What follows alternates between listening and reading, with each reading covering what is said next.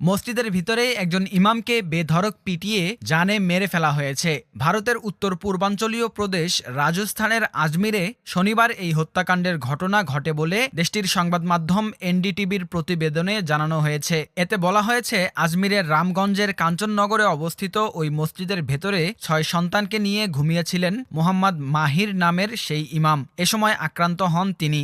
NDTV বলেছে, মুখোশ পরিহিত ৩ দুর্বৃত্ত মসজিদের ভেতরে প্রবেশ করে মোহাম্মদ মাহিরের উপর আক্রমণ চালায়। ওই সময় তাকে বেধড়ক লাঠিপেটা করা হয়।